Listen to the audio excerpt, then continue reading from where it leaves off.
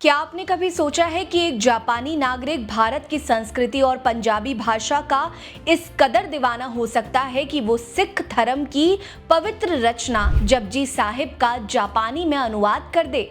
जी हाँ, ऐसा हुआ है। जी हाँ, जापानी लेखक और प्रोफेसर तोमियो मिज़ुकामी ने वो कर दिखाया है जो दुनिया में कभी नहीं हुआ। 2023 में जब पीएम मोदी जापान पहुंचे तो वो तोमियो मिज़ुकामी के मुंह से फ्लुएंट हिंदी और पंजाबी भाषा सुनकर दंग रह गए थे। लेकिन सवाल यही है कि ये जापानी दिग्गज कैसे भारत और पंजाबी संस्कृति की ओर आकर्षित हुए, कैसे पंजाबी भाषा से उनका जुड़ाव हुआ और उनकी कहानी क्या है। नमस्कार, मेरा नाम है रीटा। आज की वीडियो में मैं आपको इस अनोखे जापानी लेखक की रोमांचक कहानी बताऊंगी जिन्होंने सिख धर्म और भारतीय संस्कृति को जापान के कोने कोने में पहुंचाया और भारत में भी एक सम्मानित शख्सियत बन गए।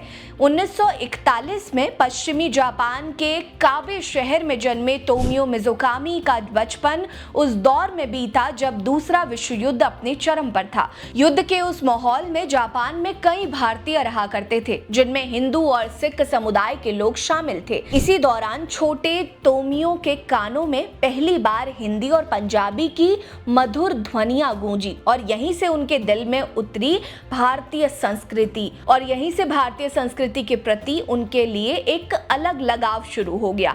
तोमियो को हिंदी और पंजाबी सीखने की ऐसी ललक जगी कि उन्होंने इसे अपने जीवन का मिशन बना लिया। मजेदार बात तो यह है कि तोमियो ने खुलासा किया कि उनकी हिंदी के प्रति दीवानगी ने भारतीय संस्कृति के साथ साथ भारत की खूबसूरत महिलाओं का भी योगदान रहा। इस जुनून ने उन्हें 1965 में जापान के प्रतिष्ठित ओसाका विश्वविद्यालय में फॉरेन स्टडीज में दाखिला दिलाने के लिए प्रेरित किया, जहां उन्होंने इंडियन स्टडीज को चुना। तोमियो का भारत प्रेम उन्हें इलाहाबाद लेके आ गया, जहां उन्होंने 1965 से 1968 तक हिंदी और पंजाबी भाषा को गहराई से सीखा।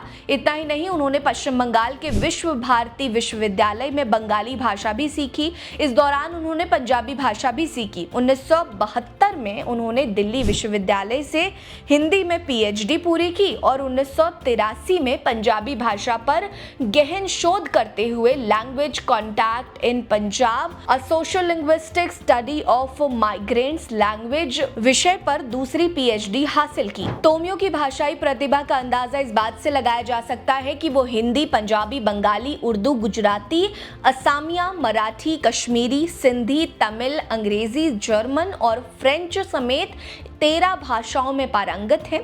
पंजाबी भाषा में पीएचडी करने के बाद उन्होंने 1994 में बर्कले की यूनिवर्सिटी ऑफ कैलिफोर्निया में समर इंटेंसिव कोर्स में स्टूडेंट को पंजाबी भाषा पढ़ाई थी और बाद में ओसाका विश्वविद्यालय में उन्होंने भारतीय भाषाओं के प्रोफेसर के रूप में अपनी सेवाएं दी।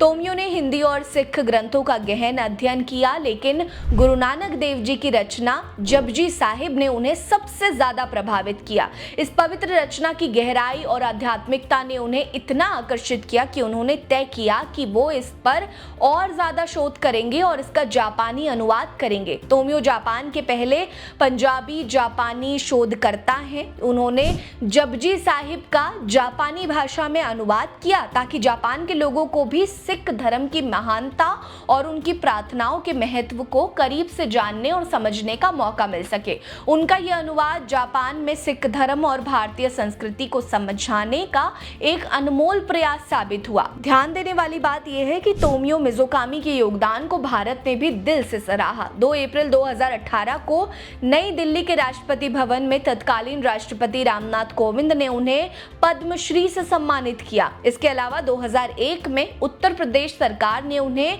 हिंदी रत्न और 1999 में लंदन में उन्हें विश्व हिंदी सम्मान से नवाजा गया था। इतना ही नहीं, तोमियो मिज़ुकामी ने 301 से ज्यादा हिंदी गानों का जापानी में अनुवाद किया है, जो भारतीय संस्कृति को जापान में लोकप्रिय बनाने का एक शानदार प्रयास है। मई 2023 में जब पीएम नरेंद्र मोदी G7 सम्मेलन के जापान के हिरोशिमा पहुंचे तो वो तोमियो की फराटेदार हिंदी और पंजाबी सुनकर दंग रह गए थे। पीएम मोदी ने उनकी तारीफ करते हुए कहा कि एक जापानी नागरिक का भारतीय संस्कृति के प्रति ऐसा प्रेम अनुकरणीय है। तोमियो का कहना है कि वो पीएम मोदी की हिंदी शैली और पंडित जवाहरलाल नेहरू के विचारों से बहुत प्रभावित हैं। वो चाहते हैं कि जापान में हिंदी और भारतीय संस्कृति का और विस्तार हो। इसके लिए वो जापान में हिंदी सम्मेलन का आयोजन करना चाहते हैं ताकि दोनों देशों के बीच सांस्कृतिक सेतु और मजबूत हो सके।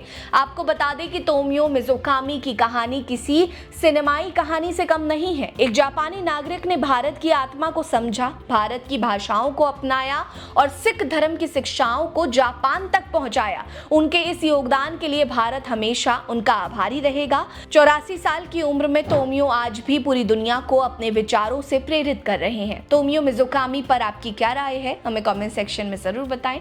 साथ ही वीडियो को लाइक कर लीजिए, चैनल को सब्सक्राइब करना मत भूलिएगा। हमारे साथ बने रहिए। नमस्कार।